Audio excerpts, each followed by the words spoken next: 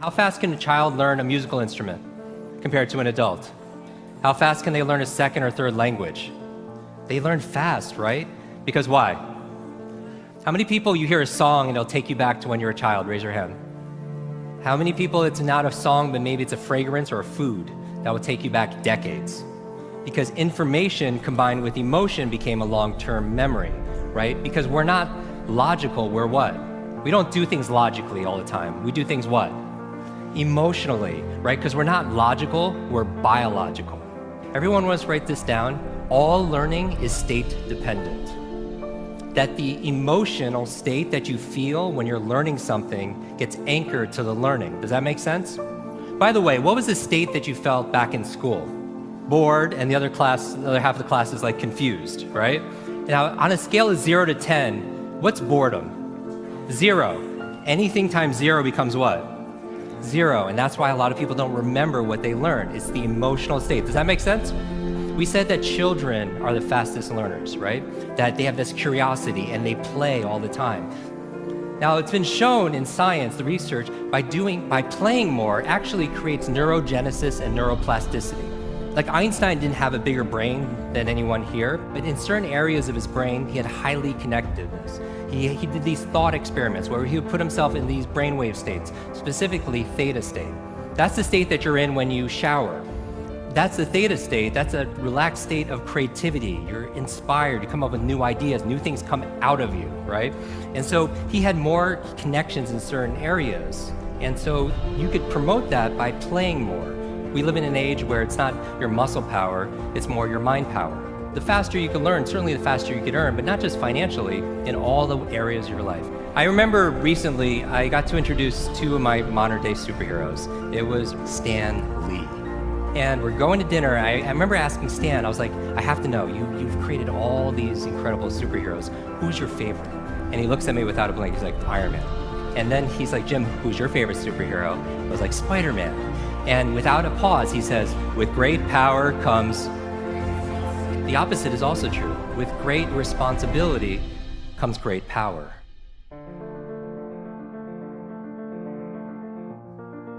When you take responsibility for something, you have great power to what? To change things, to transform things, to make things better.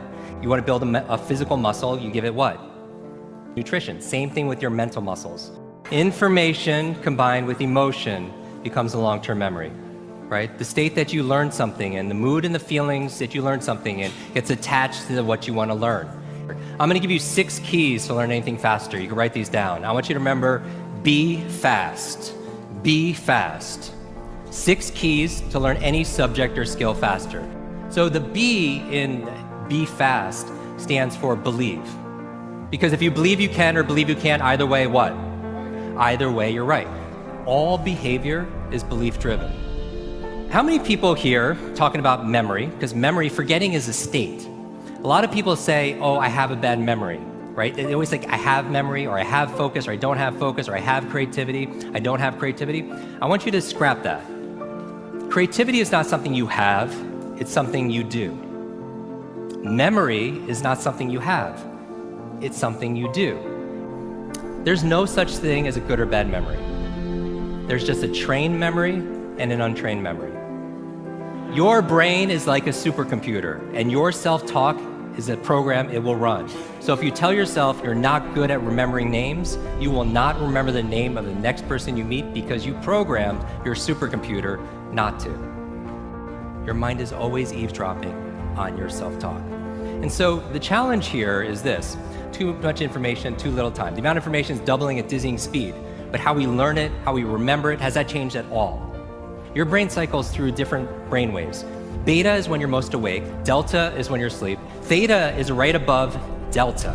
That's the state of creativity we talked about. Like in between theta and beta, when you're most awake, is a state called alpha. Right? It's a state you go in when you meditate, states you go into when you do deep breathing, state you're also in when you watch television. The alpha state is a great state to learn in though. So how do you keep your brain active? So smart devices could be extremely convenient. I'll give you a third villain: digital dementia. This is the idea that we're outsourcing our brains to our smart devices. We're so reliant on our smartphones that our smartphones are making us stupid. It's convenient. I don't want to memorize 500 phone numbers, but we've lost the ability to memorize one. There is no learning without remembering. So B is believe. Believe you can, believe you can. Now the E, I'm gonna go through these really fast, is exercise. Exercise. And what I mean by this is I mean physical exercise. Because your brain, the primary function of your brain is to control your movement. As your body moves, your brain grooves. If you want to learn any subject or skill faster, the F is to forget. Forget. A lot of people don't learn faster because they feel like they know it already, right? So you want to forget about anything else than what you're learning here, temporarily.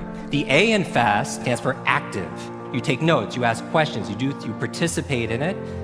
The S in FAST stands for state, that all learning is state dependent.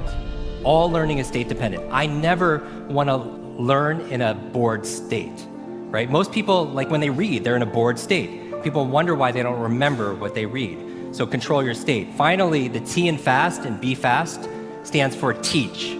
You learn with the intention of teaching it to somebody else. If you had to teach this to somebody when you got back home, your team, your family, your friends, would you learn it differently, right? So you learn with the intention of teaching to somebody else. Because when you teach something, you get to learn it twice. Let me close with this. When I got home, there was a package waiting for me. I opened up. I don't know if you could put the slide on, please. I opened it up and there's this photograph. There's a photograph of me and the entire cast of X-Men. And even better than Halle Berry and Jennifer Lawrence, everything that's on there, was the note from the chairman. It said this: Jim, thank you so much for sharing your superpowers with all of us. I know you've been looking for your superhero school since you were a kid. Here's your class photo.